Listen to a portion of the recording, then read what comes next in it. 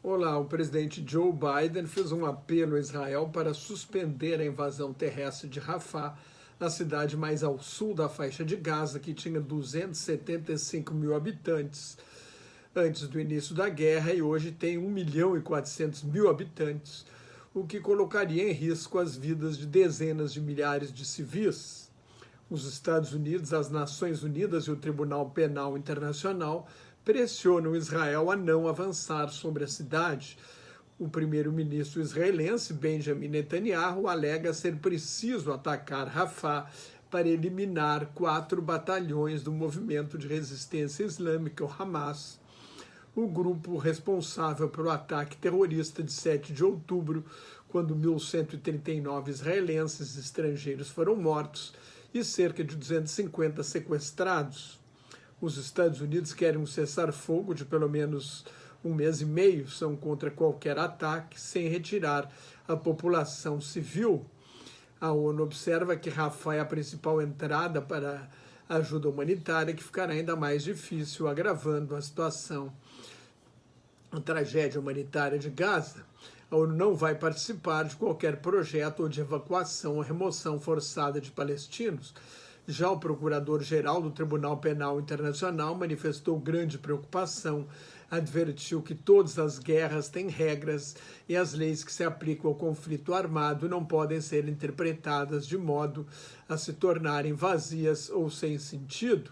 Ele estará atento a possíveis crimes de guerra. Israel estaria pensando em instalar os palestinos em 15 cidades de lona ao longo da costa. Nesta terça-feira, o exército de Israel divulgou imagens do líder do Hamas em Gaza, Yahya Sinwar, num túnel sob a cidade de Khan Yunis. Sinwar é considerado o principal responsável, mentor do ataque de 7 de outubro e é o principal alvo de Israel nesta guerra. O vídeo de 10 de outubro mostra Sinwar fugindo com uma de suas mulheres e filhos. Um informe da inteligência de Israel diz que ele estaria há semanas sem comunicação direta com a liderança do Hamas fora do território palestino. Essa notícia não foi confirmada. Ele não aparece em público desde o início da guerra. As negociações no Cairo para uma trégua com troca de reféns israelenses por presos palestinos foram prorrogadas por 3 dias, estão estagnadas. Os Estados Unidos trabalham intensamente por uma trégua de pelo menos 6 semanas, até mesmo para evitar a invasão de Rafah, mas a delegação de Israel deixou a capital do Egito. Primeiro-ministro Netanyahu disse ao presidente Biden, numa conversa telefônica de 45 minutos no domingo, que quer um acordo para libertar os reféns, mas rejeita as exigências do Hamas, como o fim da guerra e a retirada total das forças israelenses de Gaza. Biden concordou que essas exigências do Hamas são inaceitáveis, mas altos funcionários dos Estados Unidos desconfiam do compromisso de Netanyahu com a libertação dos reféns. Acreditam que sua prioridade é destruir o Hamas, o que um cessar-fogo impediria ou ao menos adiaria, dando tempo ao grupo terrorista para se reagrupar, rearticular e rearmar para lançar novos ataques. Os 2 principais objetivos de Israel na guerra são contraditórios: eliminar o Hamas e resgatar os reféns. São excludentes. A guerra de alta intensidade ameaça a vida dos reféns e só 3 foram resgatados até agora em ações militares. 110 foram trocados por 240 presos palestinos numa trégua de 1 semana no início de novembro. O Hamas está reassumindo o controle de áreas do norte da faixa de Gaza, declarou o coronel da reserva Hetzi Nachman em entrevista de rádio. Ele acusou Israel de não fazer o suficiente para manter o controle do que chamou de volta do Hamas ao poder. Nas negociações sobre reféns, o grupo terrorista deixa claro que não pretende entregar o governo de Gaza, o que é inaceitável para Israel. A terceira prioridade, o terceiro objetivo de Israel nesta guerra é instalar em Gaza um governo que não seja hostil. Nachman faz parte de um grupo de 150 militares da reserva que defendem uma evacuação total do norte de Gaza e a proibição da volta dos palestinos às suas casas enquanto houver israelenses sequestrados em Gaza. A inteligência de Israel estima que hoje haja entre 100 e 150 mil civis no norte de Gaza. O coronel diz que são 300 a 500 mil. Só os Estados Unidos têm condições de parar a ofensiva israelense, observou Michael Wahid Hanna, analista do International Crisis Group, mas terá de exercer uma pressão que até agora reluta em aplicar. Um tribunal da Holanda suspendeu a venda de peças de reposição para peças de reposição para Israel, peças de aviões caças bombardeiros F-35 de fabricação norte-americana. É uma resposta ao grande número de mortes de civis na faixa de Gaza. A ação é movida por 3 organizações internacionais. Em 130 dias de guerra, 28.473 palestinos foram mortos. O número de jornalistas mortos também é expressivo, 85, de acordo com o Comitê de Proteção a Jornalistas, o escritório de mídia do governo do Hamas em Gaza. Se registra 126 mortes de jornalistas. O ministro do Exterior britânico, David Cameron, declarou que, como força de ocupação, Israel tem obrigação de fornecer água e comida à população civil de Gaza. O primeiro-ministro do Canadá, Justin Trudeau, condenou fortemente como antissemita um protesto diante do Hospital Monte Sinai, em Toronto, a maior cidade canadense.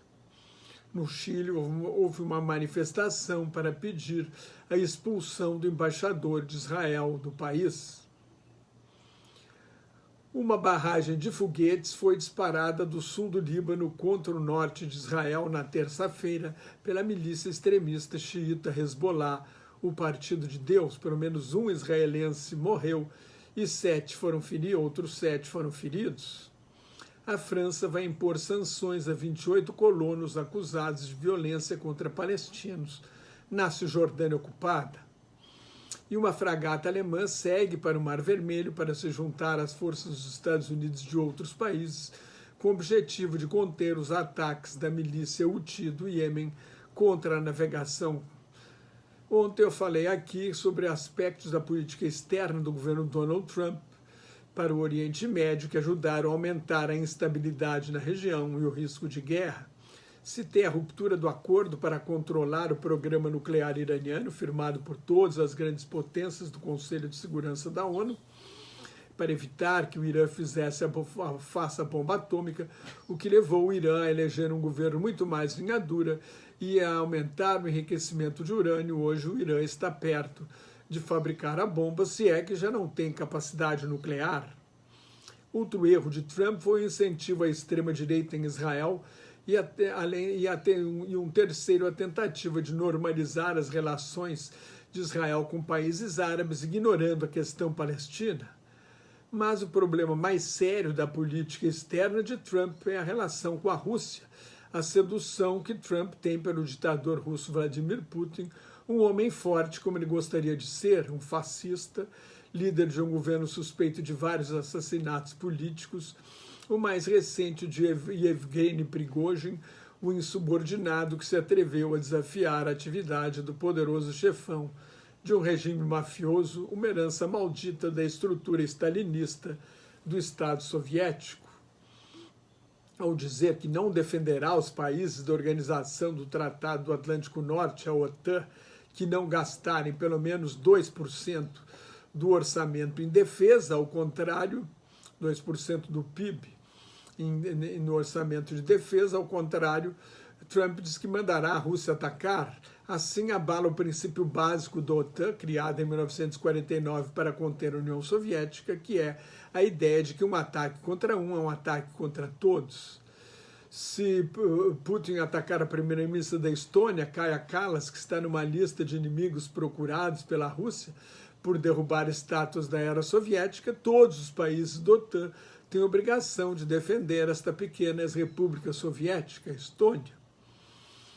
E não é a única incoerência da política externa de Trump. Eu já falei do Oriente Médio. Trump critica, por exemplo, a retirada caótica das forças norte-americanas do Afeganistão em agosto de 2021, mas quem firmou o acordo com a milícia dos Talibã foi Donald Trump. O acordo não exigiu o desarmamento dos milicianos nem negociações com o governo que os Estados Unidos apoiavam em Cabul. No momento, a bancada republicana, onde a oposição é a maioria, bloqueia uma ajuda de 61 milhões à Ucrânia, mais 14 bilhões de dólares, aliás, à Ucrânia, mais 14 bilhões a Israel. E por causa da oposição da bancada trumpista, o Senado aprovou o projeto de 95 bilhões de dólares, que agora vai para a Câmara, inclui também ajuda a Taiwan. A OTAN foi ressuscitada pela guerra de agressão da Rússia contra a Ucrânia, que completa 2 anos, a invasão russa daqui a 10 dias.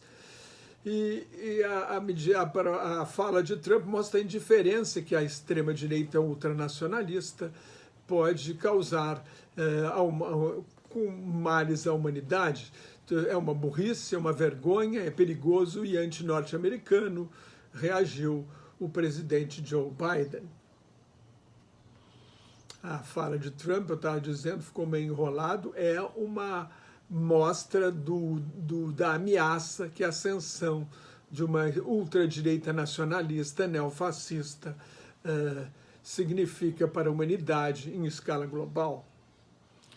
Se você gostou, assine meu canal no YouTube, leia o meu blog Globalização em Crise, me siga no Twitter, no Instagram, no Thread, no LinkedIn e no Facebook, onde colaboro com o Grupo Quarentena News. Muito obrigado pela sua atenção. Shalom, que é paz em hebraico. Salam aleikum, a paz esteja convosco em árabe. Até mais. Tchau.